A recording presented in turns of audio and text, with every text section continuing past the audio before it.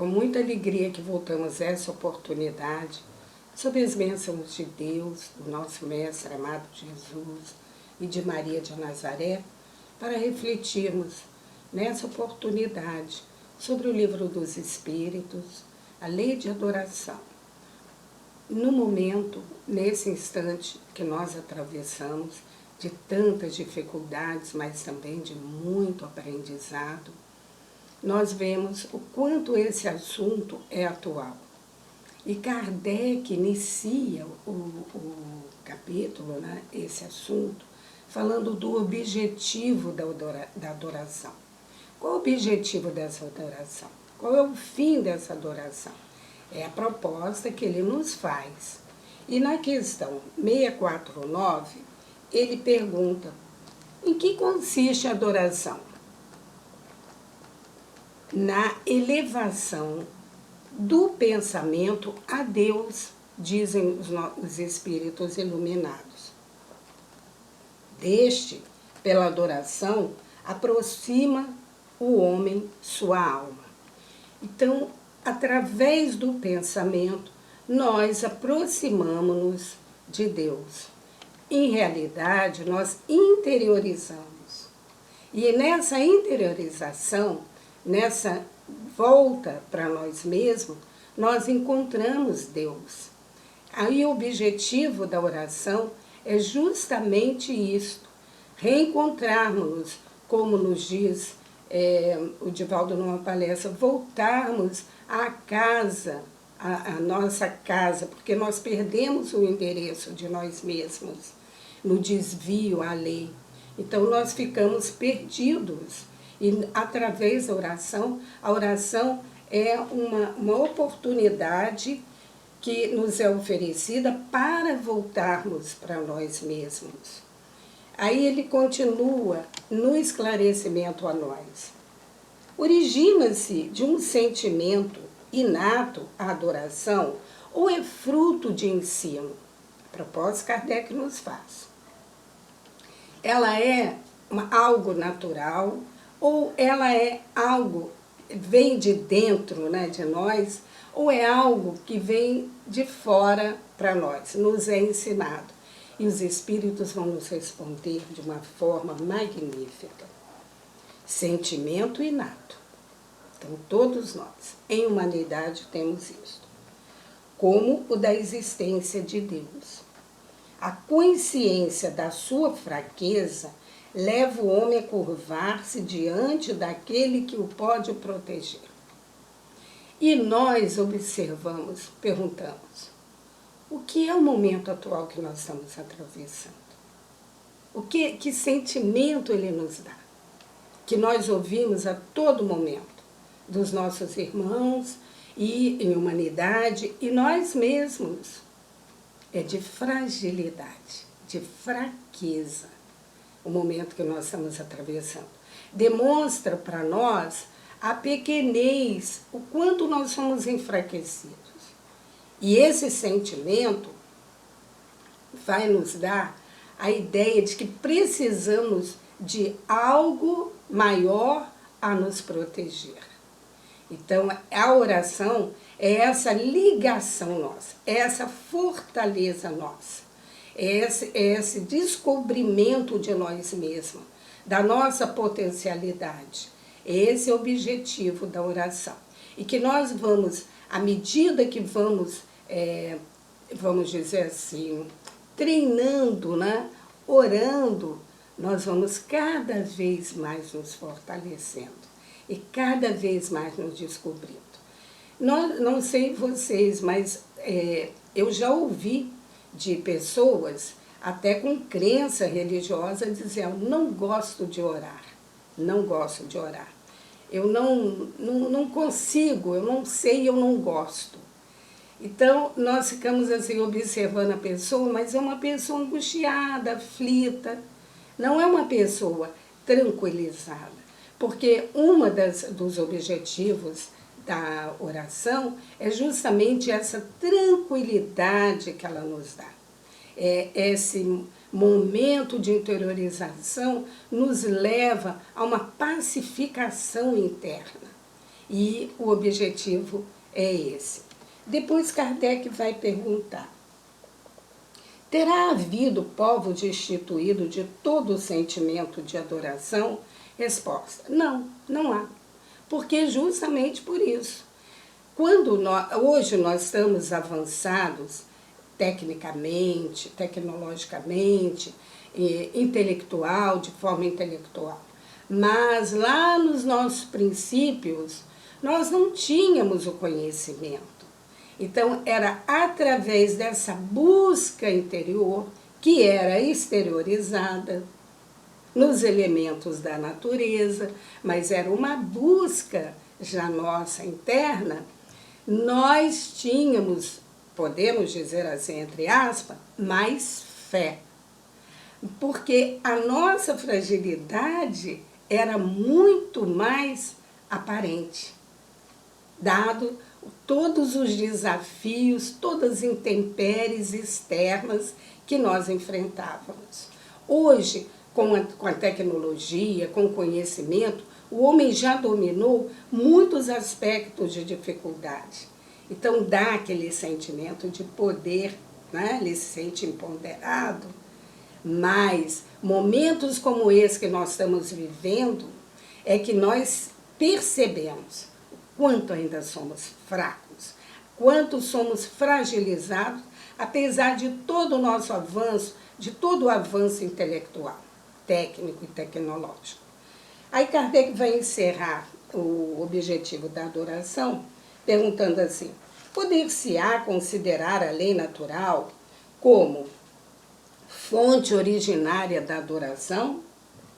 A adoração está na lei natural, os espíritos esclarecem, pois resulta de um sentimento inato no homem. Por essa razão é que existe entre todos os povos, se bem que sob formas diferentes. E nós fomos avançando, avançando, avançando, e fomos criando também sistemas, né, de adoração, maneiras diferentes de adorar. Porém, o sentimento é o mesmo.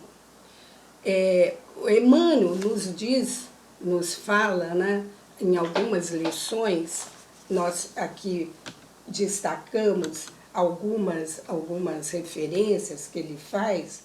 Então ele diz assim: e pela oração o homem recebe de Deus o auxílio indispensável, não se dispensa, à santificação da tarefa.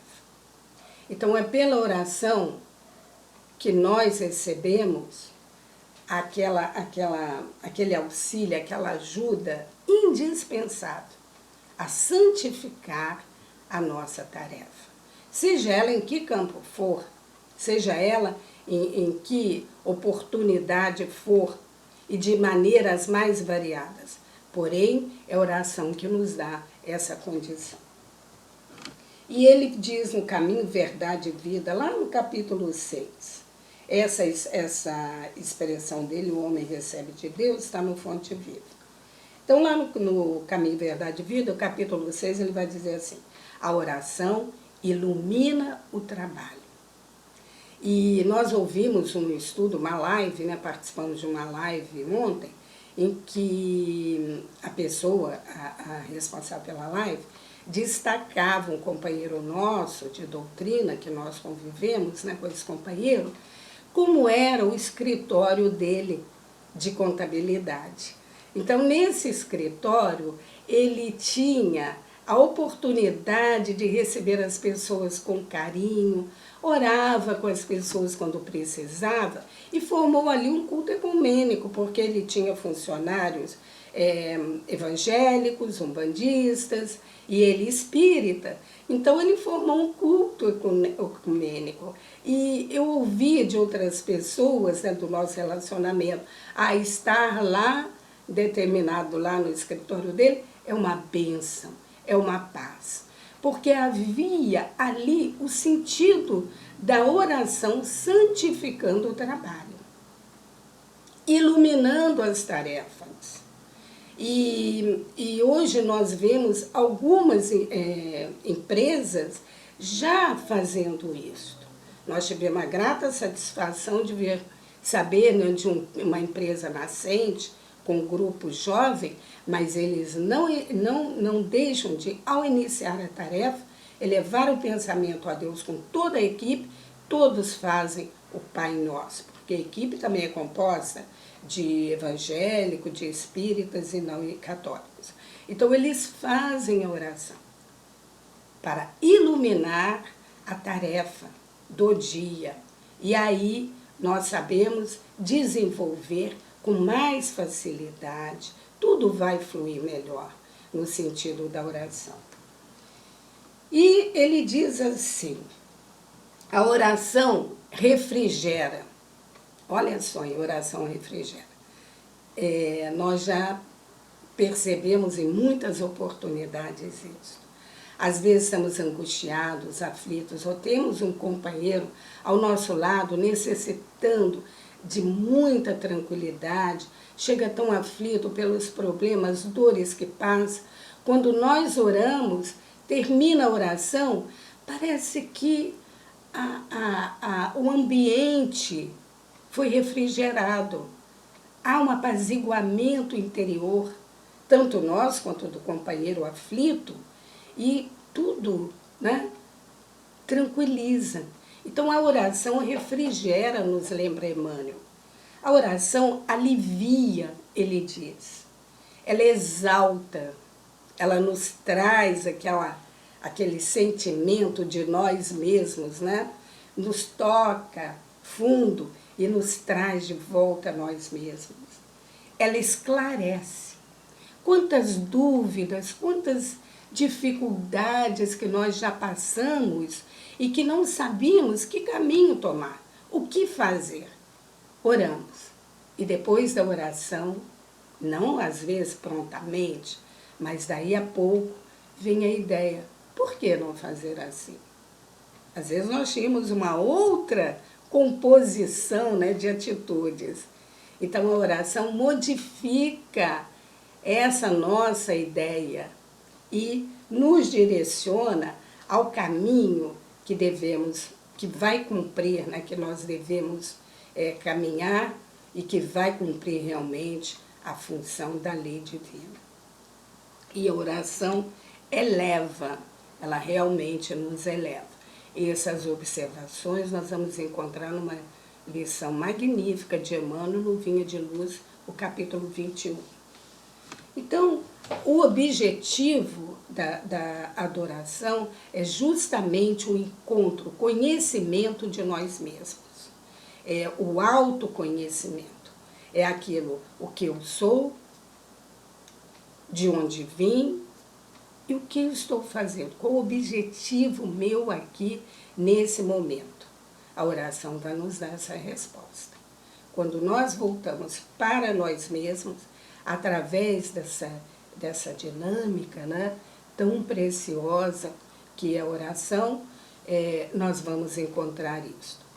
E o Emmanuel vai expandir esse assunto, objetivo da adoração, numa lição do livro Vinha de Luz, é o capítulo 92, aliás, 92, e que tem a mesma referência no Fonte Viva 69, que é a primeira observação que nós fizemos aqui.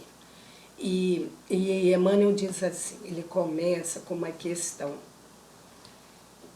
qual a finalidade do esforço religioso em minha vida? Qual o objetivo desse esforço religioso em minha vida? Dessa procura de mim mesmo, porque esse esforço religioso vai nos levar a isto na minha vida. É uma questão que nós devemos colocar sempre para nós. Com que objetivo? Eu estou ligado a um trabalho religioso, um trabalho de descobrimento de mim mesmo. E ele continua. O trabalho de autoesclarecimento abriria novos caminhos à visão espiritual. Então, nós nos esclarecendo, buscando em nós mesmos essa resposta, abriria um caminho maior à nossa elevação espiritual. E ele diz que, geralmente, a humanidade se entrega a essa devoção religiosa para atender um mercantilismo inferior. O que ele quer dizer com isso? Comparecem aos cultos para pedir ou para uma barganha, uma troca. Ofereço isto, ou eu estou orando para receber determinado privilégio. Então, geralmente, Emmanuel nos lembra que os cultos religiosos são formados por frequentadores, pessoas com essa disposição. Comparece para ganhar alguma coisa, nunca para doar, nem para se melhorar, mas para receber. Então, grande parte da humanidade que comparece aos centros espíritas, às igrejas evangélicas, às igrejas católicas, aos templos budistas, enfim, no judaísmo também, para receber e não para doar. Kardec vai cuidar disso lá no final do livro dos médiuns, em que ele vai colocar para nós a questão das reuniões e com o preparo que nós fazemos para ir para essas reuniões de estudo, no nosso caso espírita, que preparo eu faço para comparecer à missa, que preparo eu faço para um culto do que o pastor vai trazer toda a lembrança do Evangelho e de outros cultos. Que preparo eu faço para isso? Nós nos preparamos, nós observamos isso, e foi uma conversa com uma amiga que ela nos disse: você já reparou que nós nos preparamos muito para as reuniões mediúnicas e vamos inteiramente despreparados para as reuniões públicas? Eu confesso que eu não havia pensado nisso antes. E depois fui buscar esclarecimento na doutrina e encontrei esta disposição que Kardec nos dá para o preparo nosso, para frequentar uma reunião de estudo. Vamos ali para colaborar. Porque como André Luiz nos desenha, André Luiz desenha para nós, né? Eu considero o André Luiz aquele preparador de uma novela, mas desenhando, conforme tem os filmes, né? Eles são desenhados antes, tem aquele que desenha as cenas. Então, o André Luiz faz isso para nós. E ele desenha para nós, no livro Nos Domínios da Mediunidade, a reunião, como acontece a reunião pública, quem está ali presente, a necessidade daqueles espíritos desencarnados, a necessidade dos encarnados. Então, é uma reunião muito séria e que nós devemos nos preparar, orarmos antes, vibrarmos para quem vai usar a palavra, vibrarmos para quem vai dirigir a reunião. Conosco tem um fato muito interessante na nossa casa. Chegamos num sábado à tarde, né? E o nosso companheiro ali na frente, relembrando, me dá muita saudade, eu não sei vocês. Mas ali com o caderninho apontando o trabalho, né, que iriam fazer. Aí ele chegou, como eu tenho certa convivência com ele, ele me perguntou: você vai trabalhar? Eu disse sim. Vai compor a mesa? Não. Vai dar paz? Não. Vai ajudar, né, no controle da sala? Eu disse não. Aí ele ficou assim, me olhando, e eu disse para ele: eu estou aqui para trabalhar. Ele não entendeu, né? Depois é que fiz o esclarecimento. Por quê? Porque ali nós vemos na sala, nós vamos percebendo. O Emmanuel tem uma lição, deixa eu me lembrar, o Espírito de Verdade, não é. É o outro livro, eu vou me lembrar. Lá que ele dá esclarecimento para os espíritas. Então ele diz que a reunião nós devemos auscultar a reunião e os companheiros ali presentes. Auscultar. E nós fizemos muitos anos palestra numa casa espírita, lá em Caxias, no Bezerra de Menezes, em que nós víamos isto acontecendo com o presidente. O salão era grande e ele ficava lá no final, em pé, observando todos os participantes. Então, ele tinha esse compromisso de auscultar a reunião, sensibilizar o dirigente, o companheiro que vai nos trazer a palavra, aqueles que estão participando da reunião, os que estão ajudando no trabalho de organização, e vibrar sempre positivamente, doar do nosso coração melhor, sem falar da espiritualidade presente ali, nos ajudando, fazendo, dando a todos nós um potencial de fluidos, de energias magníficas, porque não há quem entre na reunião pública e saia da mesma forma. Não, nós saímos abastecidos e nos ligar àqueles necessitados que estão ali, para ouvir a mensagem, para aprender como nós, absorver não só aquelas emanações, mas também a palavra. Então, é um compromisso nosso. O objetivo da fé, Emmanuel nos lembra nessa lição, é esse. É isso que ele vem nos recordar.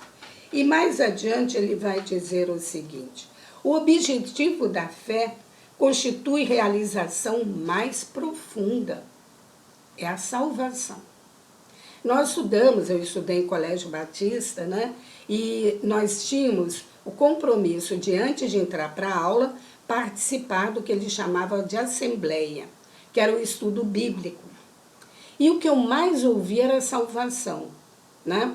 Quando eles sabiam, pela ficha, que eu era espírita, os pastores que iam visitar faziam questão de reunir, éramos 3, né, espíritas na escola. Ele nos reunia para falar da salvação e nos esclarecer que nós estávamos, assim, correndo um risco, né, de ser espírita, porque como é que nós íamos obter a salvação sendo espírita? Então aquilo ficou muito presente em mim. O que é a salvação? Como buscar essa salvação? E nessa lição eu encontrei o esclarecimento através das palavras de Emmanuel. Eu busquei isso muitas décadas, né? Até que me detive diante dessa lição. O objetivo da fé constitui a realização mais profunda, é a salvação. Aqui reporta Boa Nova por excelência. E como Deus não nos criou para a perdição, essa frase eu ouvia muito nos cultos, né? E que eu gostava demais. Deus não nos criou para a perdição, nos criou para a felicidade. Nós estamos aqui para ser felizes, não é para ser infeliz. O objetivo nosso aqui é de ser feliz e fazer o outro feliz. Por isso que nós estamos aqui. E isso nos é muito bem explicado em O Livro dos Espíritos. Deus não nos criou para a perdição. Salvar, segundo o Evangelho, significa, aí que eu aprendi, que é salvar, é elevar, purificar e sublimar,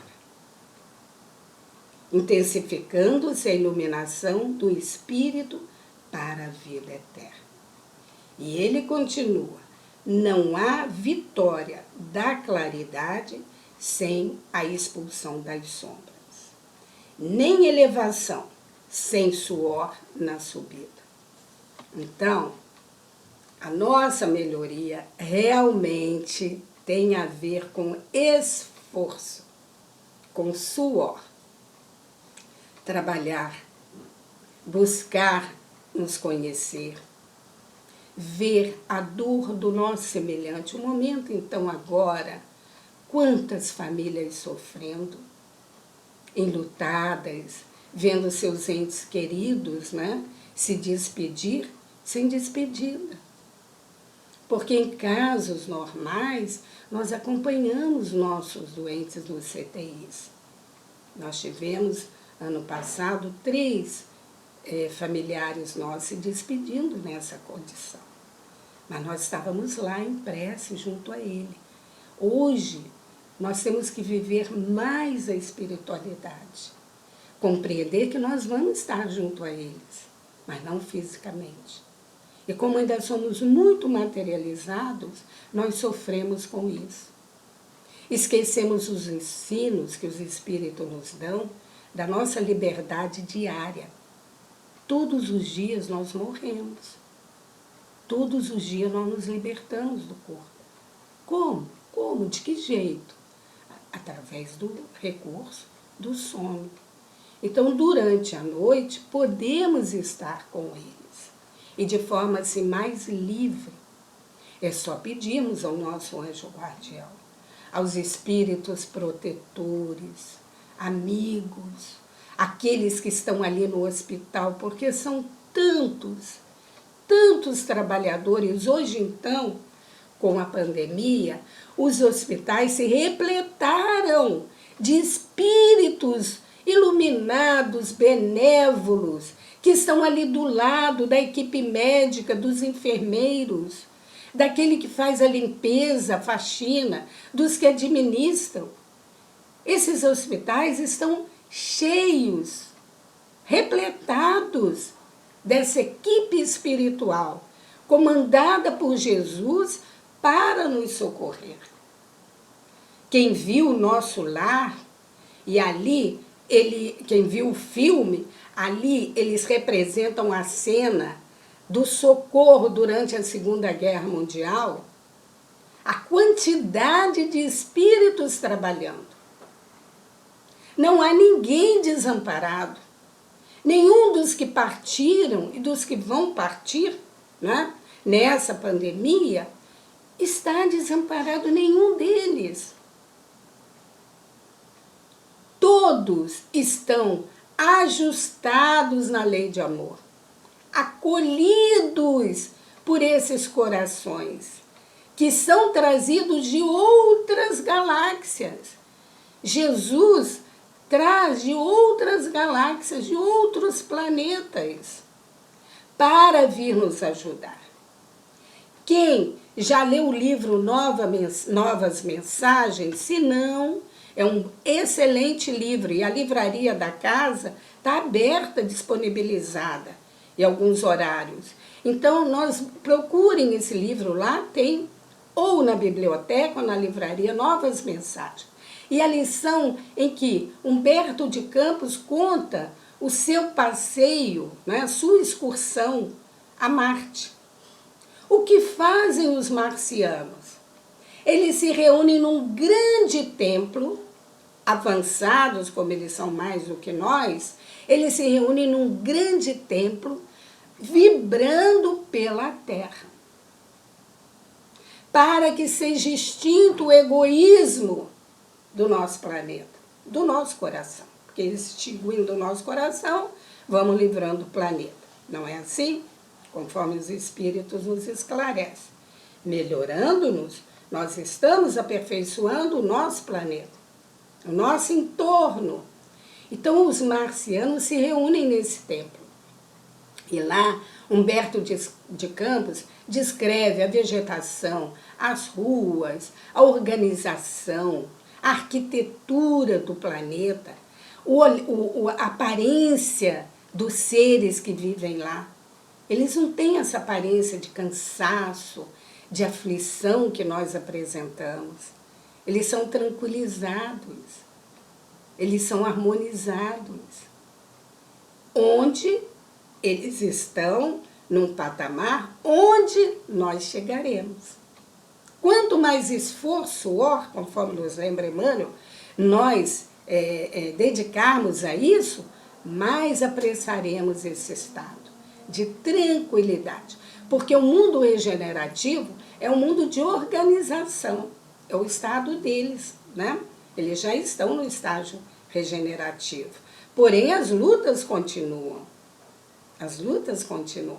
Então, nós estamos entrando nesse processo de melhoria.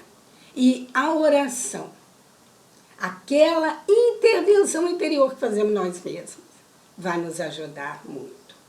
E Emmanuel encerra dizendo esse capítulo: a fé representa a bússola. Nós estamos numa caminhada. Lá na Obras Póstumas, há uma lição linda, magnífica de Allan Kardec, chama Estradas da Vida, a Estrada da Vida. E ele faz aquela jornada nossa desde o princípio, desde o primitivismo, até o estado que nós estamos e o estágio que nós vamos alcançar. E para esta caminhada, para essa estrada, nós precisamos de uma bússola. E aqui o Emmanuel vem nos lembrar, a fé representa a bússola. Quando nós temos a fé não é ligada à religião, não, a fé. Quando nós temos a bússola. A fé representa a bússola. A lâmpada acesa a orientar-nos os passos através dos obstáculos. Localizá-la em ângulos inferiores do caminho é um engano de consequência desastrosa, porque, muito longe de ser uma alavanca de impulsão para baixo, a fé é a asa libertadora a conduzir para cima.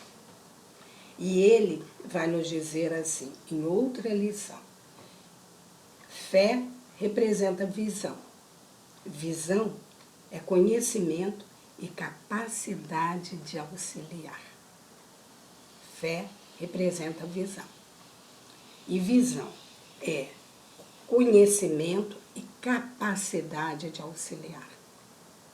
Repare, quanto mais nós e as pessoas, nossos irmãos da humanidade, têm capacidade de auxiliar e de conhecer, quanto mais conhece, quanto mais auxiliam, mais visão esses nossos companheiros demonstram. E no livro Pensamento e Vida, no capítulo A Fé, Emmanuel vai nos esclarecer, ele vai ampliar isto. Ele vai dizer que a fé, ela é desenvolvida no sentido do bem que nós fazemos. O conhecimento é um bem. E o auxílio ao outro é um bem. Então, é a caridade para conosco e a caridade para com o próximo. Isso aumenta a nossa visão e dilata a nossa fé. Então, fé é quando nós somos esclarecidos pela doutrina, por esses ensinamentos desses nossos companheiros que já se adiantaram, nós vemos que ela é algo interior. Nós vemos muito, faz uma oração por mim, porque a sua oração é mais forte, você tem mais fé. Por quê? Porque essa pessoa que nós estamos pedindo oração para ela, ela tem mais fé. Uma oração dela realiza milagres. Por quê? Porque ela tem maior conhecimento e também maior capacidade de ajudar ao semelhante. Então, nós vemos que é necessário, é preciso o estudo e é necessário o bem, a caridade, o bem manifestado. Primeiro em nós e depois no próximo. Porque só podemos auxiliar realmente o nosso irmão de maneira a melhor possível quando nós estamos melhorados. senão fica algo incompleto. Então é necessário cuidemos de nós mesmos. E a oração é esse trabalho que vai nos aperfeiçoar. E na restante das questões, que nós vamos convidar a todos a ir pegar em casa, tomar do Livro dos Espíritos, abre o Livro dos Espíritos na terceira parte, e nas questões 653 a 657, nós vamos ver que Kardec se preocupa com a adoração exterior. Essa adoração que nós fazemos exteriormente.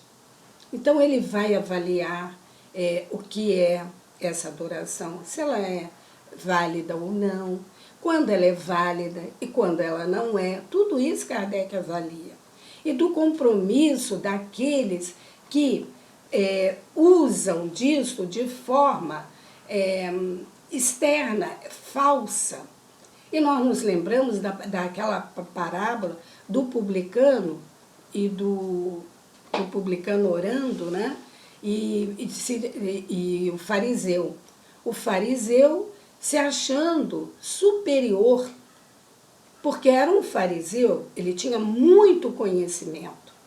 E o publicano era aquele que cobrava o imposto. Então ele achava ele superior ao publicano, que era corrompido, que fazia um trabalho todo ele desviado. Então ele ora, Senhor, eu faço, né? Estou ali no templo, trabalhando, estudando, cumprindo a lei. Não sou como este, o publicano, porque ele se volta para o publicano, né? Que peca, que se conduz tão mal, que se corrompe. Era a prece do fariseu. O publicano, ele diz, Senhor, perdoa-me. Estou no descompasso, estou no desvio, tenho tantas necessidades, me ajuda a superar essa minha fraqueza e me tornar melhor. E Jesus ali dá para nós um motivo de reflexão para ver qual a prece, qual a oração, o sentimento, né, mais louvável e que chegou até o Pai. E Emmanuel nos lembra o seguinte, que eu acho magnífico. Ele diz assim, a prece e a reflexão constituem o lubrificante sutil em nossa máquina de experiência cotidiana. Aí nós vamos pesquisar o que é lubrificante. Lubrificantes são substâncias que, colocadas entre duas superfícies, móveis ou fixas, às vezes uma móvel e outra fixa, ou então as duas móveis, e formam uma película protetora que tem por função, olha a função do lubrificante, reduzir o atrito e o desgaste. Ele vem nos dizendo, a prece, a oração e a reflexão são lubrificantes. Auxilia no controle da temperatura. É aquilo, né? A temperatura baixa. Da limpeza, protege da corrosão, da oxidação e evita a entrada de impurezas. A prece faz isso, ela evita a entrada de impureza, porque nós elevamos o pensamento, então só vai entrar coisa pura. E a gente de força e movimento nos dá força. A gente vê o Divaldo, né? 93 anos, com essa força, com essa movimentação, fazendo lives incríveis. É a fé, é a oração. Então, a prece e a reflexão são lubrificantes, né? Constitui lubrificante sutil em nossa máquina da experiência diária. Então, para o dia a dia, nada melhor do que a prece. Porque aí a prece, nesse caso que Emmanuel nos fala, é a oração. E a reflexão, a vigilância. Então, vigiemos e oremos e continuemos com muita fé. Só para encerrar, nós gostaríamos de ler uma poesia do João de Deus, poeta português, e com tanta sensibilidade, né? Então ele diz assim, Senhor da verdade e da clemência, o Senhor da verdade e da clemência, concedeu-nos a fonte cristalina da prece, água do amor pura e divina, que suaviza os rigores da existência.